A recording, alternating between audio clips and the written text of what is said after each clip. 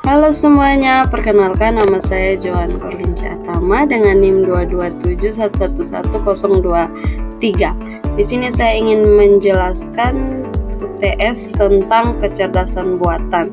Selamat menyaksikan. Baik, di sini saya akan menjelaskan tentang fondasi ilmu kecerdasan buatan. Fondasi ilmu kecerdasan buatan mencakup beberapa disiplin ilmu seperti matematika, statistik, dan ilmu komputer.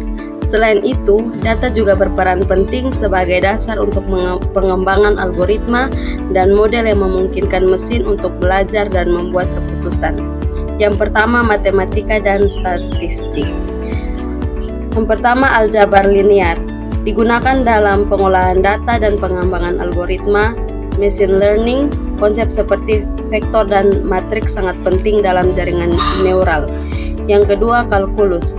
Membantu dalam memahami perubahan dan optimasi yang esensial dengan pelatihan model AI.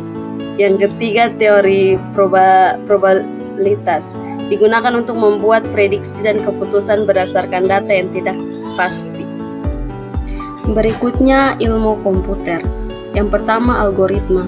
Fondasi dari semua program komputer, algoritma digunakan untuk memecahkan masalah dan mengolah data. Yang kedua, struktur data.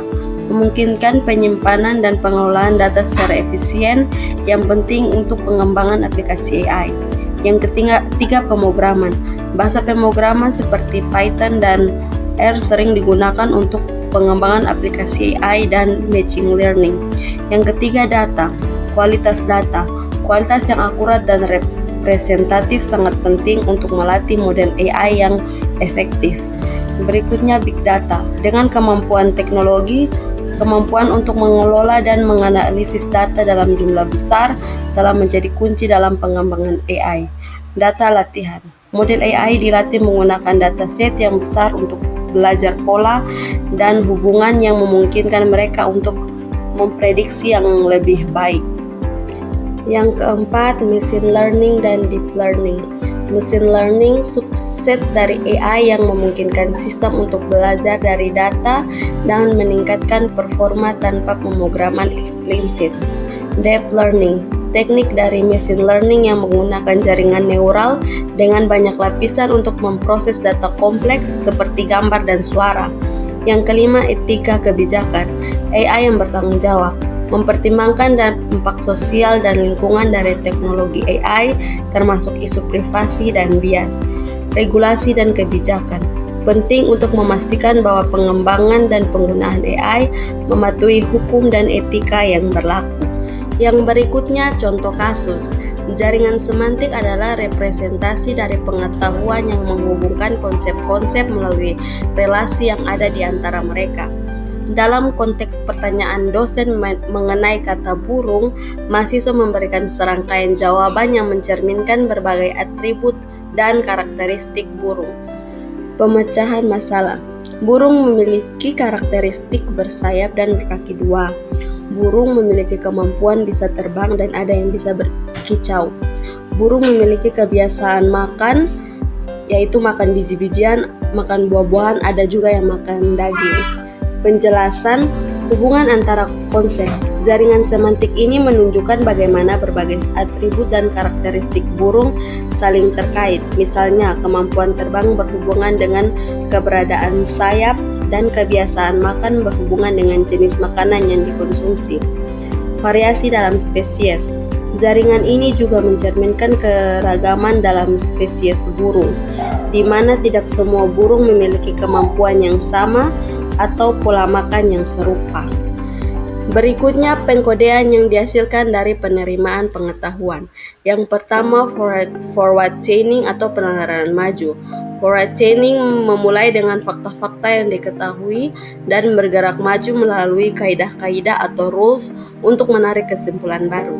Yang pertama, langkah 1, fakta awal yang diketahui. A1 sama dengan benar atau demam, A2 sama dengan benar atau batuk, A4 benar atau batuk yang terus-menerus terutama di malam hari. Langkah kedua, periksa kaidah-kaidah yang premisnya sesuai dengan fakta yang diketahui. R1 sama dengan if atau jika A1 dan R1 karena A1 benar, maka P1 menjadi benar atau demam biasa. R2 jika A2 dan P2 karena A2 benar, maka P2 menjadi benar atau batuk biasa. R3 jika P1 dan P2 atau A3 dan P3. Kita tahu P benar dan P2 benar, A3 tidak diketahui, tetapi karena ada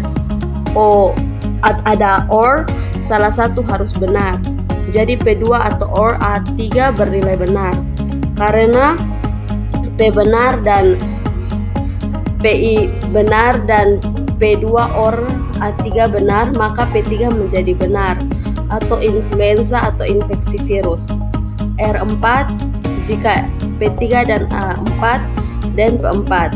Kita tahu P3 benar dan A4 benar. Karena P3 benar dan A4 benar, maka P3 menjadi benar atau batuk rejan.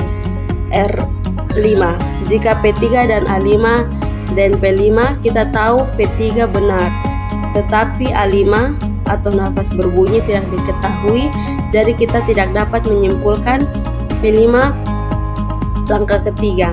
Kesimpulan yang diperoleh melalui forward chaining adalah P1 benar atau demam biasa, P2 benar atau batuk biasa, P3 benar atau influenza atau infeksi virus, P4 benar atau batuk rejan. Yang kedua, backward chaining atau penalaran mundur. Backward chaining dimulai dengan hipotesis atau kemungkinan kesimpulan dan mencoba membuktikan hipotesis tersebut dengan mencari fakta-fakta yang mendukungnya melalui kaidah-kaidah. Hipotesis awal atau kemungkinan penyakit. Kita bisa memulai dengan menanyakan apakah pasien mengalami salah satu dari P1 hingga P5. Mari kita coba buktikan apakah P4 atau batuk rejan benar.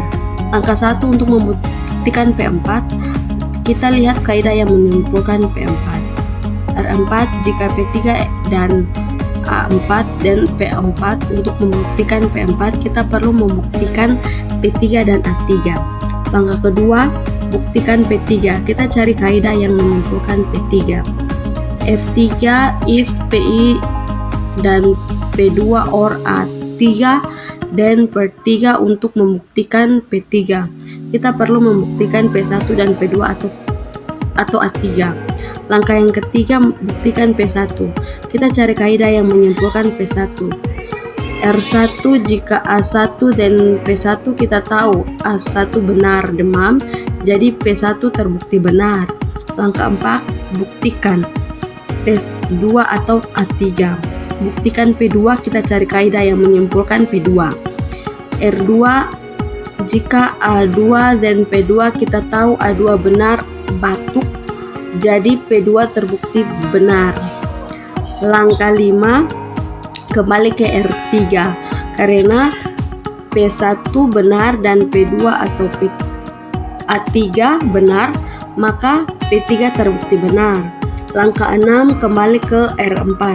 Karena P3 benar dan A4 benar atau batuk terus-menerus di malam hari, maka P4 terbukti benar atau batuk rejan. Kesimpulan yang diperoleh melalui backward chaining dengan hipotesis P4 sama dengan benar atau batuk rejan. Kita juga bisa mencoba membuktikan hipotesis lain seperti P5, tetapi kita akan menemukan bahwa kita tidak memiliki informasi yang cukup atau nilai A5 untuk membuktikannya. Sekian penjelasan singkat saya tentang kecerdasan buatan. Atas perhatiannya saya mengucapkan terima kasih.